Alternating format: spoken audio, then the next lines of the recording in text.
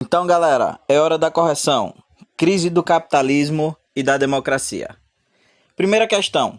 Explique a relação entre as duas imagens, sabendo que essas foram produzidas entre 1910 e 1934. Justifique sua resposta. É possível ver na atividade duas imagens. Uma primeira, onde você tem uma montadora de carros, dá para ver como esses carros estão sendo montados em série em grande quantidade. Na segunda imagem, você tem uma série de crianças numa fila para receber comida gratuitamente, ou seja, já indicando uma situação totalmente diferente da segunda. Se a primeira imagem demonstra uma prosperidade, a segunda imagem demonstra muito mais a questão da pobreza.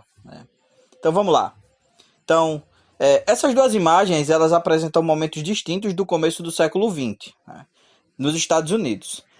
Então, na primeira imagem, é possível observar uma montadora de carros demonstrando a prosperidade estadunidense. Já na segunda imagem, é possível notar a miséria que se estenderia pelos Estados Unidos durante a crise de 1929, demonstrada principalmente pelas crianças recebendo comida. Segunda questão, a partir do texto abaixo, responda as perguntas que se seguem. Então, o texto está aí. 1 milhão de pessoas famintas precisando das frutas, e querosene derramado sobre as montanhas douradas. E o cheiro de podre invade o país. Há aqui um crime que vai além da denúncia. Há aqui uma dor que o pranto não consegue simbolizar. Uma derrota que aniquila todos os sólidos e frutas maduras. E crianças vitimadas pela pelegra devem morrer, e cada laranja deve dar lucro. E os legistas devem preencher seus atestados, morte por desnutrição. Porque o alimento precisa apodrecer, deve ser forçado a apodrecer. As pessoas chegam com redes para pescar as batatas nos rios e os guardas as impedem. Chegam em carros barulhentos para apanhar as laranjas jogadas fora, mas o querosene é pulverizado.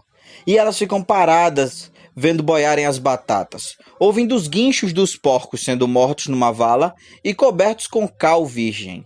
Olham para as montanhas de laranjas, transformando-se em lama podre, e nos olhos das pessoas a derrota, e nos olhos dos famintos há uma ira crescente. Nas almas das pessoas, as vinhas da ira incham e amadurecem, anunciando as próximas colheitas.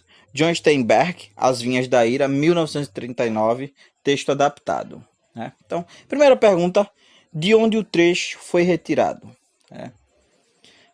O texto ele é um trecho da obra literária As Vinhas da Ira, escrita por John Steinbeck, e foi publicada em 1939, ou seja, alguns anos após a crise de 1929.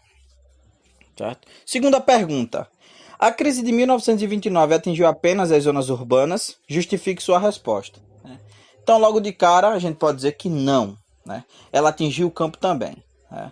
É possível observar os efeitos da crise no campo, marcando o processo de destruição dos alimentos para controlar seus preços no mercado, levando milhares de camponeses à miserabilidade e à fome, como pode ser visto no seguinte trecho. As pessoas chegam com redes para pescar as batatas nos rios, e os guardas as impedem. Chegam em carros barulhentos para apanhar as laranjas jogadas fora, mas o querosene é pulverizado. Então, que atitude existe no texto como forma de conter a crise? A atitude aí, a solução escolhida para resolver os problemas econômicos da superprodução é justamente destruir as mercadorias, no caso em questão, alimentos. Esse processo é evitar a desvalorização do produto e manter os lucros, uma vez que iria manter os preços altos. Você concorda com a forma de conter a crise descrita no texto?